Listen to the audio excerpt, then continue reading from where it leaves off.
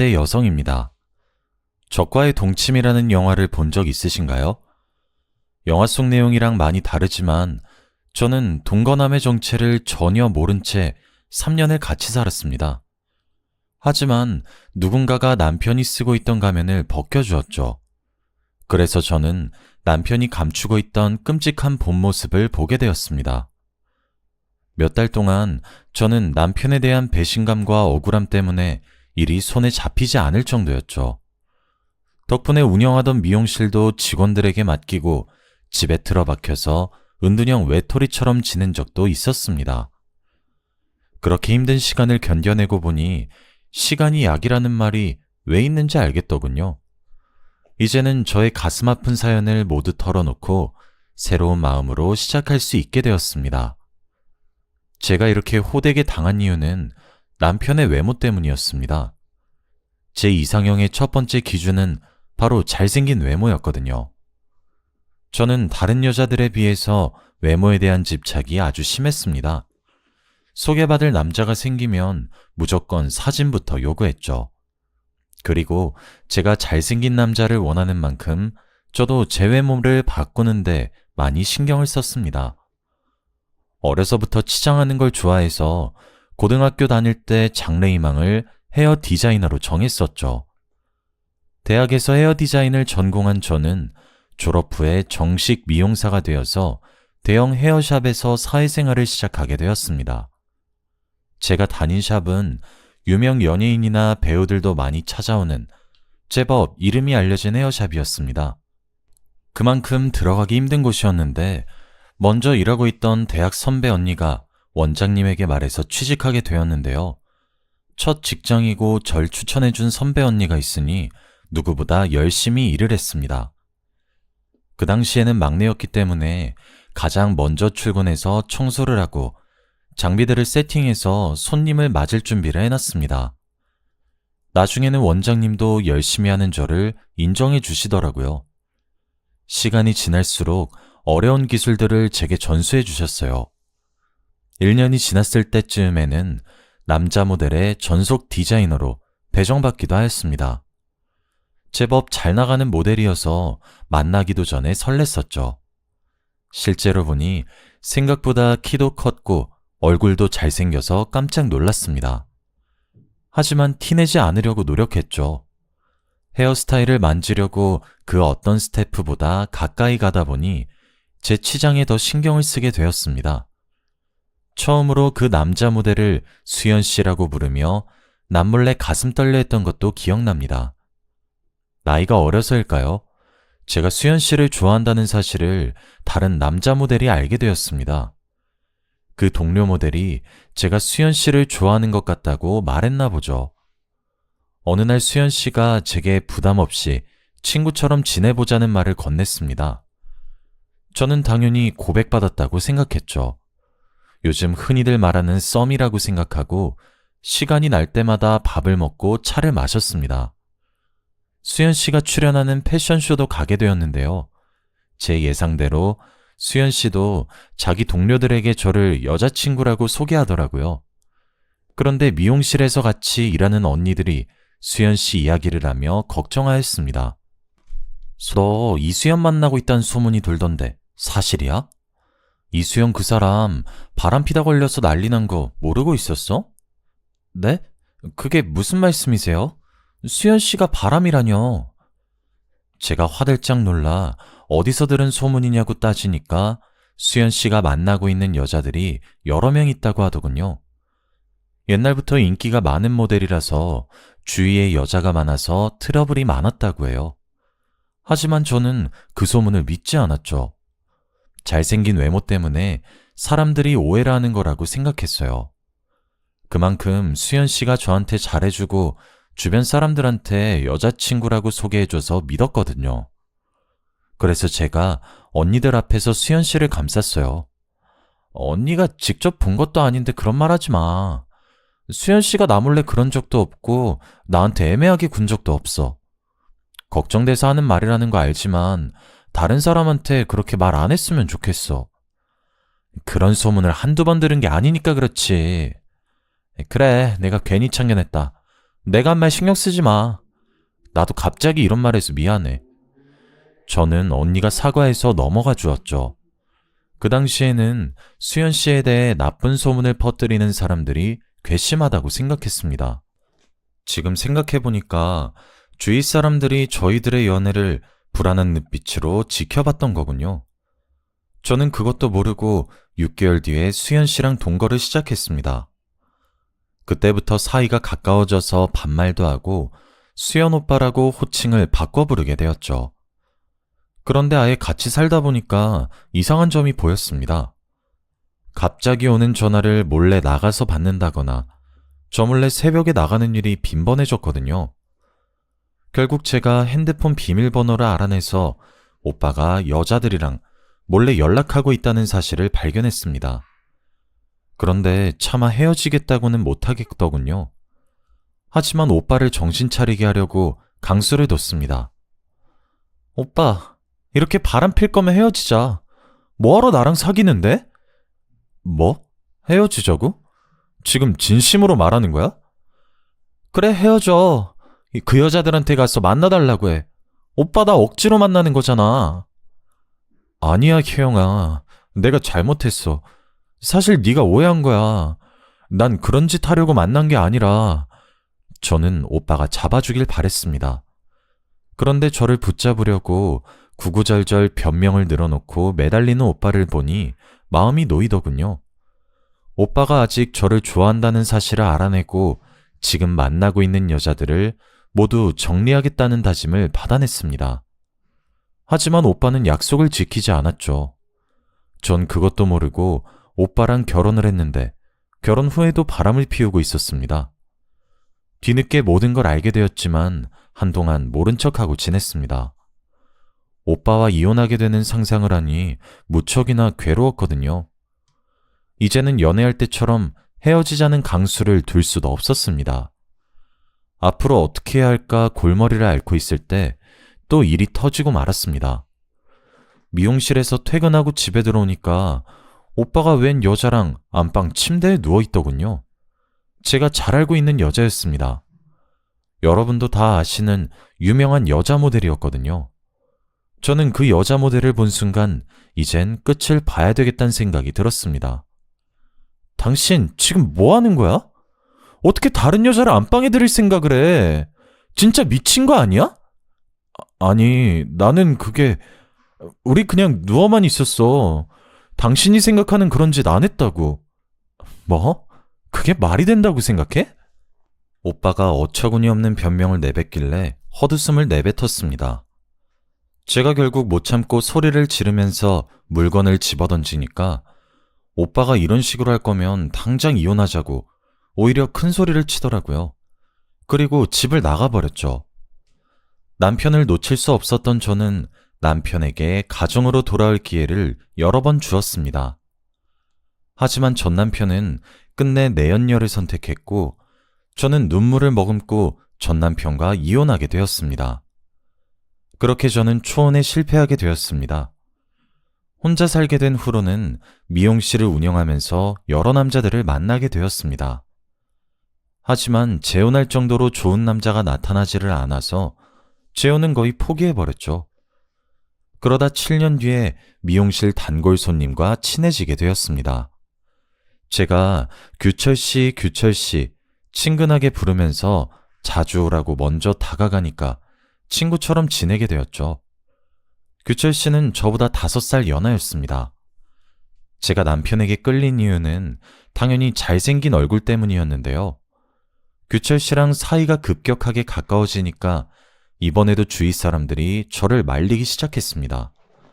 제가 규철씨랑 재혼하고 싶다고 말했거든요.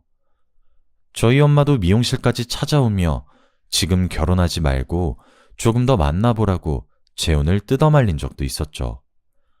지금 결혼은 안 된다. 사귄 지 얼마나 됐다고 그래? 1년, 아니 2년만 더 만나봐. 사람은 오래 봐야 알 수 있어. 엄마, 오래 봐도 모르는 게 사람이야. 이번엔 내가 다 봤다니까? 여자 관계도 깨끗한 사람이야. 너 그놈 잘생겨서 그러는 거지? 남자든 여자든 얼굴 반반한 것들은 인물값 하는 법이야. 이왕 재혼할 거면 조건 좋고 푸근하게 생긴 사람한테 가야지. 남편 얼굴 뜯어먹고 살 거 아니니까 다시 생각해봐. 푸근하게 생긴 사람은 바람 안 펴? 규철 씨가 잘생겨서 엄마가 오해하는 거야. 엄마보다 내가 더 잘하니까 걱정하지 말고 가만히 있어. 제가 이렇게 고집을 피우니까 엄마가 집에 가서도 매일 전화를 하며 걱정을 하시더라고요. 물론 저도 재혼하다가 또 이혼하게 될까봐 걱정됐지만 남편은 절대 이혼할 일이 없을 거라고 했습니다. 장모님도 참, 내가 무슨 바람을 핀다고 그래. 내가 그동안 만난 여자도 4명밖에 없어. 가볍게 만난 적 한 번도 없는데 왜 그렇게 말씀하시나 몰라? 그래, 자기 진지한 거 나도 알지. 자기 한 번 연애하면 3, 4년씩 연애했다며. 나는 자기 믿어. 저는 남편의 연애사를 전부 알고 있었고 연애나 결혼에 대해 진지한 사람이란 걸 알고 있어서 재혼을 결심하게 되었습니다. 그런데 남편이 결혼하기 전에 조건을 들어달라고 하더군요. 동거부터 시작했으면 좋겠다는 겁니다. 그리고 후에 결혼하더라도 애는 2년 뒤에 가졌으면 좋겠다고 말하였습니다. 젊었을 때 동거를 해본 적이 있어서 동거부터 시작하자는 조건은 저도 받아들일 수 있었습니다. 남편에게 동거하고 싶어 하는 이유를 물어보니 저랑 같더군요. 같이 살다 보면 서로에 대해 몰랐던 걸 알게 되고 아무리 맞춰봐도 안 맞는 경우가 있으니 같이 살고 싶다는 것이었습니다. 동거하고 싶어 하는 이유가 납득이 돼서 오케이 했지만 두 번째 조건은 납득이 되지 않았어요. 그래, 결혼 전에 동거는 할 수 있어. 그런데 애는 2년 뒤에 가지고 싶은 거야? 여보, 내 나이를 생각해야지. 내일 모레면 40이야. 지금 당장 임신해도 노산인데 2년 뒤엔 조금 아닌 것 같아. 그건 나도 알아. 그런데 무턱대고 애부터 만드는 건 부담스러워. 내가 모아둔 돈이 많은 것도 아니고 마음의 준비도 안 됐는데. 게다가 당신이랑 신혼도 즐기고 싶단 말이야. 그러니까 2년 뒤에 이세 계획 세워보자. 다른 이유는 몰라도 저랑 신혼을 즐기고 싶다는 말을 하니 설레더군요. 남편은 저랑 다르게 초혼이니까 그런 거라고 생각했습니다. 하지만 2년은 너무 긴 기간이었습니다. 그러다 이세를 가지지 못하게 될까봐 남편을 계속해서 설득했어요. 하지만 남편이 저랑 보내는 신혼기간이 너무 즐거워서 이세가 생기면 질투가 날 것 같다고 하니 더 이상 임신 계획을 세우자는 말을 못하겠더라고요. 그만큼 저희 남편은 다정한 사람이었습니다. 틈만 나면 다른 여자들에게 눈 돌리는 전 남편과는 너무나도 달랐죠. 회사와 집만 오가는 남자라서 다른 여자랑 지내는 꼴을 못 봤습니다. 주말이 되면 하루 종일 저랑 시간을 보냈고 요리도 잘해서 주말에는 남편이 집안일은 물론이고 식사 준비까지 챙겨주었습니다. 이렇게 가정적인 남편 덕분에 저희 재혼은 누구보다 행복했는데요. 그런데 몇 달 뒤에 남편이 갑자기 회사를 그만뒀다고 하더라고요. 뭐? 갑자기 회사를 그만둬? 나한테 그만둔다는 말 없었잖아. 아무리 생각해봐도 지금 회사는 아닌 것 같아서. 복지도 너무 안 좋고 승진도 안 되는데 계속 다녀봐야 미래가 없을 것 같아서 그만뒀어. 그럼 좀 쉬다가 취직 준비하려고? 취직은 안 할 거야. 사업을 할까 하는데. 오래전부터 구상해둔 일이 있으니까 당신은 걱정하지 마. 뭐? 사업? 갑자기 무슨 바람이 불어서 사업을 하겠다는 거야? 제가 깜짝 놀라 어떤 사업을 할 거냐, 구체적인 사업 구상을 알려달라고 물어보았지만 정말 대책 없어 보였습니다. 그냥 하나씩 알아보고 있다며 영업을 위한 새 차를 사달라고 졸라댔습니다. 당연히 제가 안 된다고 하니까 아이처럼 떼를 쓰더군요. 당신도 사람들 많이 만나봐서 알고 있잖아. 요즘은 겉모습이 중요하다니까? 사업하려면 지금 차 가지고 안 돼. 아우디를 타고 다녀야 사람들이 나랑 말이라도 섞어주지. 나한테 투자한다 생각하고 차 한 대만 뽑아줘. 저는 안 사주려고 했는데 남편의 허름한 차를 보니 마음이 불편해지더라고요. 자기가 이런 차를 끌고 다녀서 무시를 당했다는 말을 듣고 차를 사줄 수밖에 없었습니다. 제가 없는 돈을 억지로 끌어써서 무리한 것도 아니었으니까요. 남편에게 비싼 차 하나 사줄 수 있는 여유는 있었습니다. 사업을 시작했다는 남편이 제가 사준 벤을 끌고 다니더니 어떤 사업을 하는지는 전혀 말해주지 않았습니다. 그 뒤로 집에도 잘 들어오지 않았죠. 그래서 남편이 돌아올 때까지 기다리고 있다가 현관문 앞에서부터 남편을 졸졸 따라다니며 물었습니다. 여보, 왜 이제 들어와? 사업은 어떻게 돼가고 있는 거야? 그리고 어떤 사업하고 있는지 말 안 해줄 거야? 아, 피곤하게 왜 이래. 일하다가 들어온 사람한테 너무한 거 아니야? 사업은 내가 알아서 할 테니까 신경 쓰지 마. 어떻게 신경을 안 써? 당신이 맨날 늦게 들어오는데. 제가 정색을 하면서 화를 내니까 그제서야 남편이 저를 달래더군요. 사업은 잘 되고 있으니 걱정하지 말라고 했지만 물러설 수 없었습니다. 끝까지 포기하지 않고 화를 내니 남편도 목소리가 커지기 시작했습니다. 아, 진짜. 나한테 도대체 왜 이러는데? 내가 몇 번이나 말했잖아. 내 일은 내가 알아서 한다고. 내가 당신한테 미용실 손님 몇 명이나 왔는지, 오늘은 얼마나 벌었는지 물은 적 있어? 근데 왜 나한테 묻는 건데?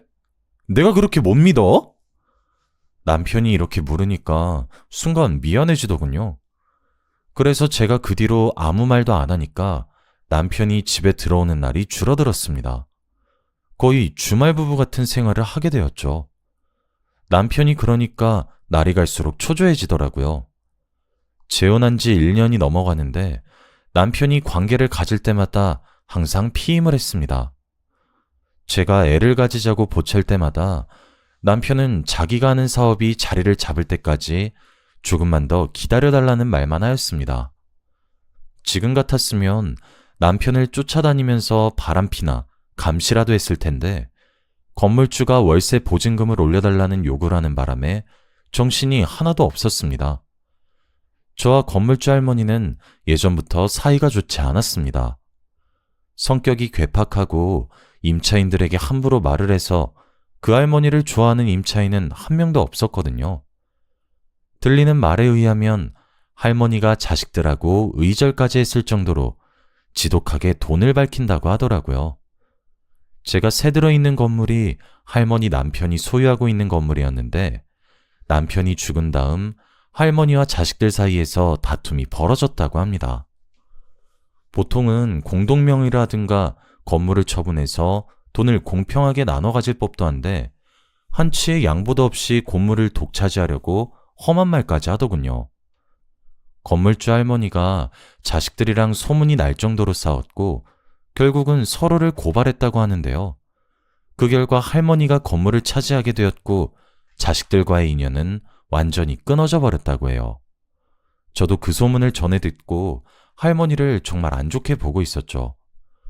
그런데 갑자기 다짜고짜 찾아와서는 저보고 보증금을 더 달라고 하는 것이었습니다. 미용실, 넌 요새 장사가 잘 된다며? 200만 원 더 줘야겠더라. 네? 할머니, 갑자기 무슨 말씀이세요? 저 요즘 장사 안 돼요. 누가 장사 잘 된다고 했는데요? 그리고 장사 잘 된다고 보증금 올리는 사람이 어디 있어요? 어디 있긴 여기 있지. 요즘 유명한 맛집들도 월세 다 올린다는 소리 못 들었어? 그럼 장사 잘 안 되면 보증금 깎아주시나요? 월세라도 덜 받으실 거예요? 다른 사람이 이런 소리를 했다면 좋게 넘어갔을 테지만 제가 그동안 쌓인 게 있어서 말투가 험악해지고 있었습니다. 할머니가 임차인들을 늘 무시하며 가게 이름으로 불렀거든요. 저는 미용실이라고 불렀고 야채 가게 하는 사람을 야채라고 불렀습니다.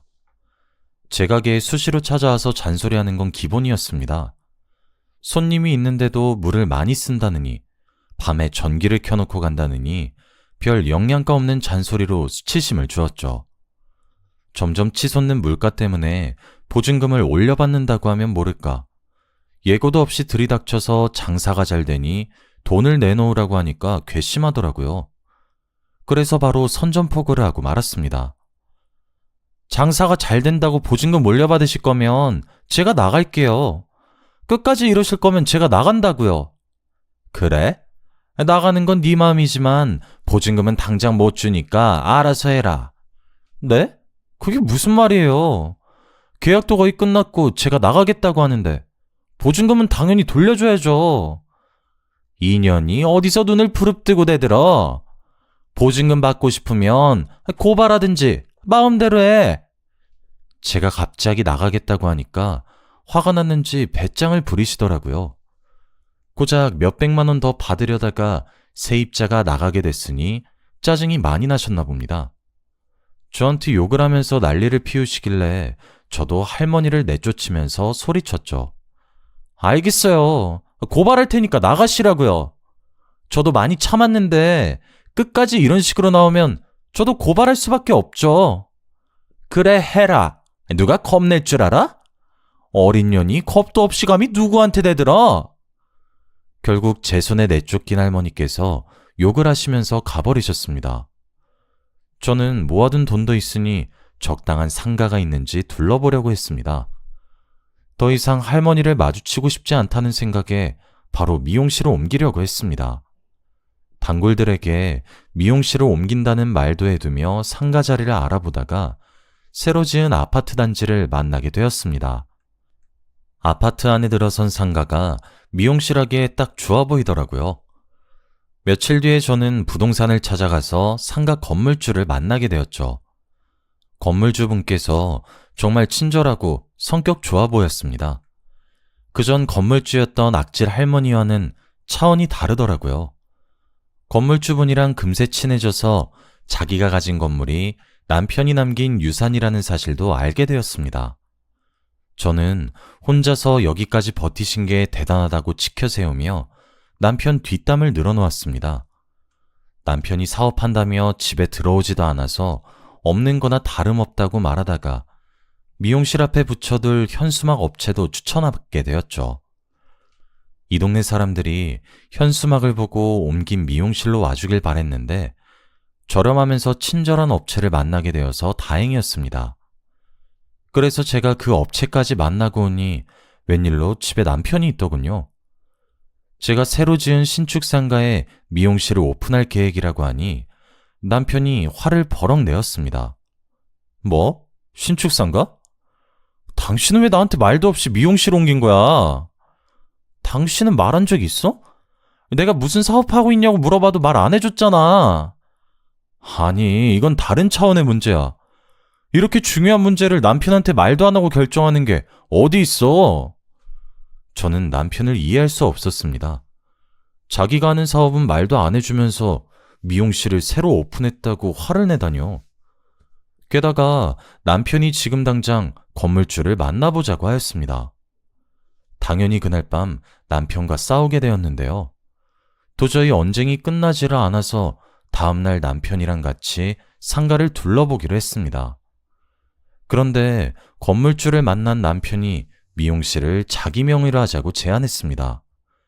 제가 왜 그래야 하냐고, 내가 운영할 미용실인데 내 명의로 하는 게 맞는 거 아니냐고 물었죠. 남편이 또 앞뒤 안 맞는 말들로 우기길래 그냥 제 명의로 계약하려고 했습니다. 그랬더니 제 손을 막아서더니 목소리를 높이더라고요. 또 어젯밤처럼 고집을 피우면서 끝까지 지지 않을 것 같아서 무서웠습니다. 게다가 어젯밤이랑 다르게 건물주랑 부동산 사장이 지켜보고 있었거든요. 너무 수치스러웠죠. 얼른 이 순간이 끝나길 바라면서 남편에게 계약서를 넘겼습니다. 그렇게 남편은 제가 보는 앞에서 미용실을 자기 것으로 만들어버렸습니다. 저는 눈 뜨고 코 베인 격이었죠.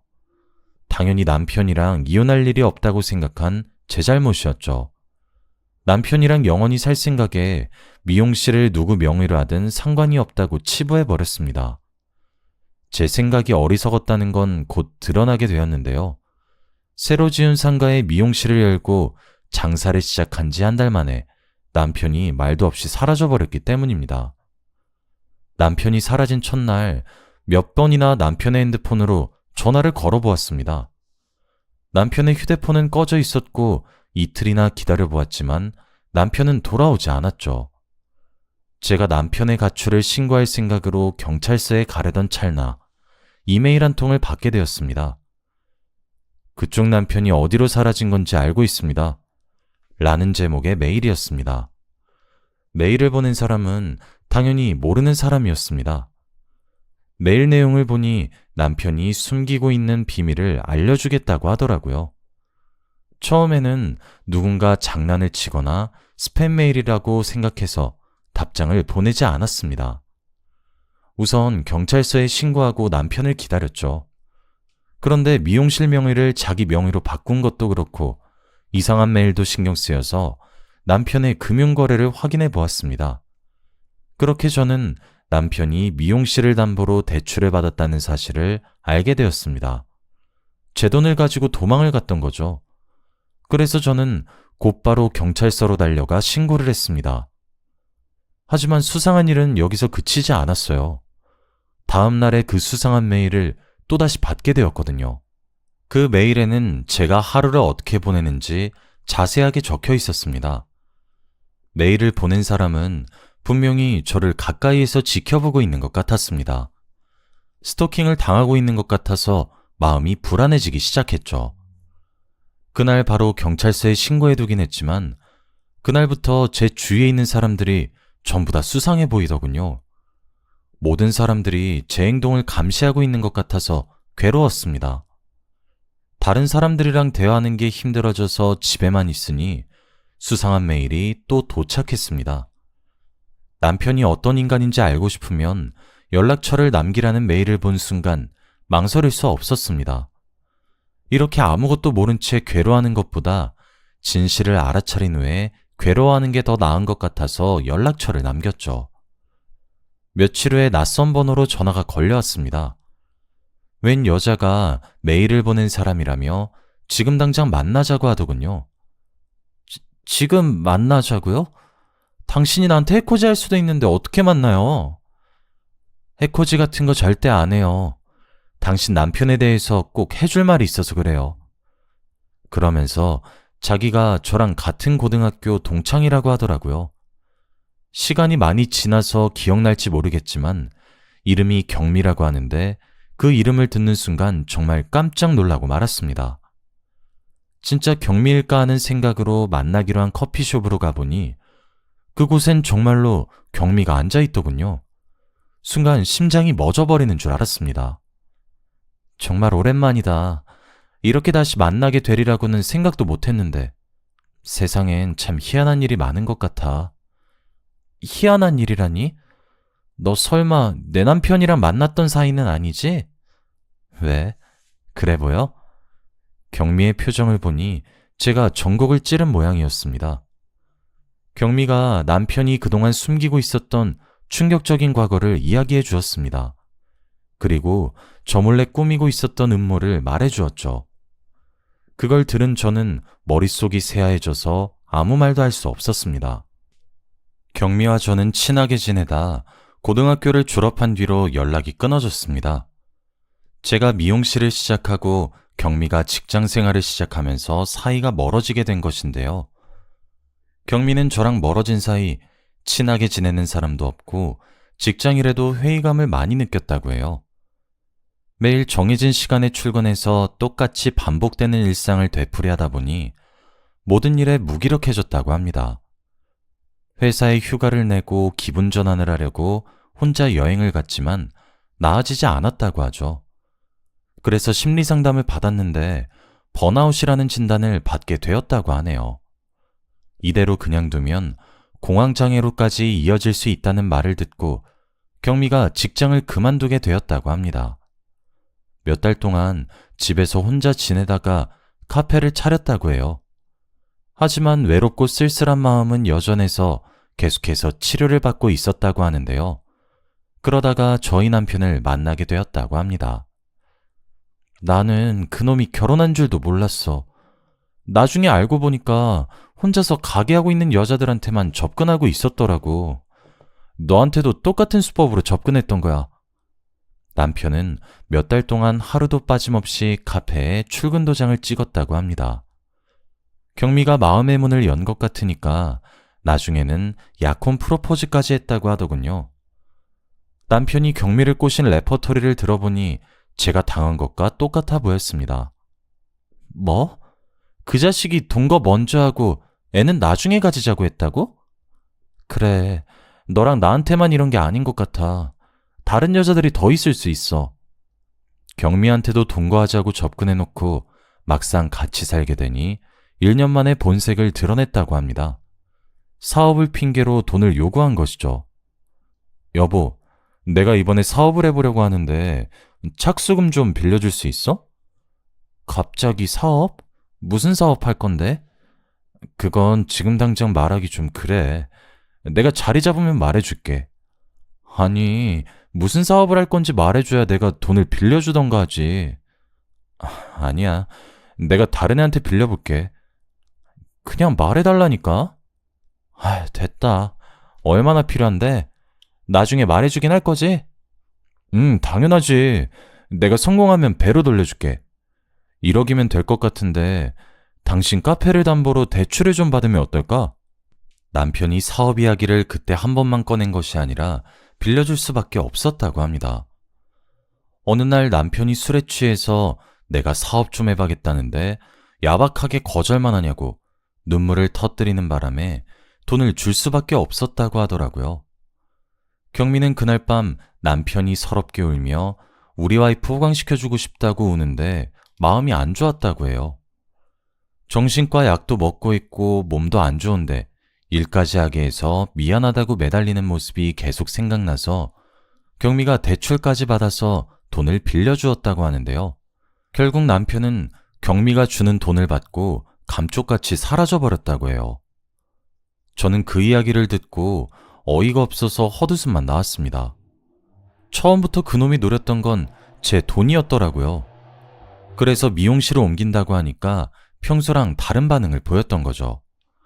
그놈의 머릿속에는 미용실을 자기 것으로 만들어서 돈을 땡긴 다음 도망갈 생각이었던 겁니다. 만약에 미용실을 옮기지 않았더라면 그놈은 다른 핑계를 대서 돈을 뜯어내고 도망을 갔을 겁니다. 남편이 도망간 다음에 경미는 행방을 수소문하다가 포기해버렸다고 하는데요.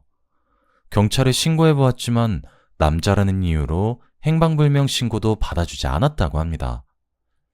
단순 가출이나 바람을 피러 나간 거 아니냐고 따지길래 기분이 나빠 그냥 집으로 와버렸다고 하죠. 그런데 카페 단골 손님 중 한 명이 남편을 인천에서 봤다고 했습니다. 인천에 출장을 왔다가 제가 사는 동네 근처를 들린 사람이 남편의 얼굴을 정확하게 기억해냈습니다. 경미와 친했던 단골 손님이 남편이 행방불명된 사실을 알고 얼굴을 기억해두고 있었다고 합니다. 저희 남편이 잘생긴 얼굴 때문에 눈에 띄어서 다행이었죠. 경미가 그 사실을 전해 듣고 남편과 단판을 지으려고 인천으로 내려왔습니다. 그러다 남편이 저랑 동거를 하고 있다는 사실을 알게 됐는데요. 경미가 근처에 원룸까지 구해놓고 한 달 동안 저랑 남편을 지켜보았다고 합니다. 그러다 남편이 도망가 버리자 제게 메일을 보냈던 겁니다. 나는 그 자식이 이렇게 빨리 도망갈 줄 몰랐어. 이번엔 잡을 줄 알았는데 한 발 늦어버려서. 마음 같아서는 제 집에 들이닥쳐서 그놈을 요절내버리고 싶었다고 해요. 그런데 다짜고짜 집에 들이닥치면 불륜을 저지른 죄밖에 잡지 못하니 남편이 제게 무슨 사기를 치는지 확실한 증거를 잡으려고 했다고 합니다. 시간을 끌다가 남편을 놓쳐서 분하다는 말까지 제게 해주었죠. 어떻게 하면 그놈을 잡을 수 있을까? 이대로 두면 다른 여자들한테도 이런 짓 저런 짓 저지르고 있을 거 아니야. 경찰에 신고했다며. 경찰에서 연락 온 거 없었어? 여러 번 찾아가 봤는데 남편 찾고 있으니까 기다리라는 말만 하더라고. 경찰만 믿고 있으면 안 돼. 우리가 직접 나서자. 그놈이 또 이 근처 여자들한테 접근하고 있을 거야. 경미는 경찰들이 사람이 사라졌어도 남자라고 찾지도 않는 마당에 이런 사건도 신경 쓰지 않을 거라고 했어요. 워낙 강력 범죄가 많은 상황이라 마누라 돈을 가지고 잠적해버린 일은 사건 축에도 끼지 못할 거라고 하네요. 믿었던 남편에게 보기 좋게 뒤통수를 맞고 배신을 당했다는 사실에 그놈을 찾아내서 요절을 내줘야겠다고 생각했습니다. 경미도 저와 같은 생각인지 머리를 맞대고 의논하자고 했죠. 그러다 사람을 찾아주는 전문가에게 의뢰하기로 결정했습니다. 비용은 경미와 제가 반반씩 부담하기로 했는데요. 역시 이런 일은 경찰보다 흥신소 직원들이 전문가였습니다. 일주일 만에 남편이 어디에서 뭐라고 사는지 주소와 사진들을 보내주더군요. 남편이 경기도에서 다른 내연녀와 애까지 낳아서 잘 살고 있다는 사실에 분노가 치솟았습니다. 남편이 사업을 하고 있다는 말들은 전부 거짓말이었습니다. 저와 동거를 하면서 출장을 핑계로 내연녀와 지냈던 거죠. 내연녀와 장을 보러 가는지 애를 안은 채 활짝 웃고 있는 모습을 보니 심장이 쿵쾅쿵쾅 뛰기 시작했습니다. 그런데 남편의 내연녀 얼굴이 왠지 모르게 익숙해 보이더군요. 분명히 어디선가 봤는데 어디서 봤는지 기억이 나지 않았습니다. 경미는 분에 이기지 못하고 소리를 지르면서 이것들을 가만두지 않겠다고 길길이 날뛰고 있었죠. 저는 남편 예언녀가 누군지 생각이 날 것 같아서 사진만 뚫어져라 쳐다보고 있었습니다. 그랬더니 경미가 제 팔을 잡고 일으켜 세우더군요. 우리한테서 뜯어낸 돈으로 애 키우고 있었던 거야? 이런 미친 자식. 혜영아, 당장 이것들 깜빵에 넣어주자. 뭐해? 지금 당장 일어나서 잡으러 가야지. 그때 갑자기 그녀가 누군지 떠올라 고개를 번쩍 들어 올렸습니다. 이 사람, 그 사람 아니야? 김땡땡, 너도 알잖아. 우리나라에서 제일 유명한 모델. 내연녀의 정체는 바로 우리나라에서 유명한 모델인 김땡땡이었습니다. 제가 잡지 촬영차 출장을 갔을 때 만난 적 있는 모델이기도 했죠. 경미는 제 말을 듣자 깜짝 놀라서 흥신소에서 알려준 주소로 가보자고 했습니다. 가는 길에 경찰에 신고해놓고 저희 둘이서 경기도 땡땡에 있는 빌라 앞에서 대기하고 있었는데요. 그 여자랑 남편이 한참 뒤에 애를 안고 나타나더군요. 아무것도 모르는 남편이 그저 좋아서 해벌쭉 웃고 있었습니다. 그 모습을 보자마자 저보다 먼저 경미가 달려가서 그놈의 멱살을 잡아챘습니다. 야, 이 자식아, 마누라 등쳐먹고 도망가면 잘 살 줄 알았어? 이 쳐죽여도 시원치 않은 놈이? 경미가 손톱으로 남편의 얼굴을 긁어놓으니까 깜짝 놀란 남편이 경미를 뿌리치고 달아나려고 했습니다. 하지만 제가 달려가서 그놈을 잡아놓았죠. 저희들이 실랑이를 벌이는 사이에 경찰이 출동했습니다. 경찰이 남편을 체포하는 사이에 저는 남편 내연녀에게 다가가 물었죠. 너 진짜 양심 없다. 세상 사람들이 네가 다 누군지 알고 있어. 그런데 감히 바람을 펴? 저는 내연녀가 죄송하다고 무릎이라도 꿇을 줄 알았습니다. 뭐가 그렇게 당당한지 내연녀가 코웃음을 치면서 저를 흘겨보더군요. 그래서 뭐 어쩌라고. 내가 유명하니까 날 상간녀로 몰아서 돈이라도 뜯어내려고? 난 정식으로 혼인신고한 사이야. 상간녀는 오히려 너희들이지. 그래, 네 마음대로 해봐. 나를 상간녀로 고소해보라고. 근데 10년 전에 내 남편이랑 뒹굴다가 걸린 년이 할 소린 아닌 것 같은데? 뭐? 너 설마? 이제야 기억난 거야? 나 증거도 있어. 네 남편이 나한테 미안하다고 매달린 문자 있다고. 문자? 그거 조작한 건지 어떻게 알아? 너 같은 년 말을 어떻게 믿냐고. 내연녀가 끝까지 재수없는 말들을 내뱉길래 더 이상 참을 수 없었습니다. 저도 모르게 내연녀의 머리채를 잡아 뜯었는데요. 한 번도 아니고 2번이나 인연 때문에 이런 일이 생겼다고 생각하니 분해서 견딜 수가 없었습니다. 경찰이 있어서 다행이었죠. 경찰이 말리지 않았으면 그년 머리털을 죄다 잡아 뜯었을 겁니다. 그년이 끝까지 자기는 잘못 없다며 저를 체포하라고 소리치는데 속이 부글부글 끓더군요. 이거 놔. 전현을 체포해야지. 내가 왜 경찰서 가야 하는데? 그 자식한테 여자가 한둘이었어? 왜 내 책임이야? 내연녀가 난리를 피우면서 소리를 질러대다가 경찰에 연행되었습니다. 경찰 조사 결과 둘은 공범이었다고 해요. 큰 돈을 벌 방법이 없으니 혼자 사는 여자들을 꼬셔보라고 재촉했다고 합니다. 애를 가지지 않으면 나중에 자기들의 정체가 발각되어도 문제없을 거라고 생각했나 봅니다. 본처가 피해자라고 나서서 피해를 입은 동거녀를 상간녀로 몰아세우려고 했던 거죠. 실제로 다른 여성들은 남편에게 사기를 당하고도 상간녀로 몰리는 게 무서워서 꼼짝없이 당하고 말았다고 해요. 하지만 이번에는 그렇게 빠져나갈 수 없었습니다. 내연녀는 저희들을 상간녀라고 소송했지만 경찰이 남편과 내연녀가 벌인 사기에 대한 증거를 확보해버리고 말았습니다. 검찰은 그 인간들을 구속해버렸는데 내연녀는 포기하지 않고 변호사를 선임하더군요. 저희들을 상대로 위자료 청구 소송을 하는 어이없는 짓을 저지르고 말았습니다.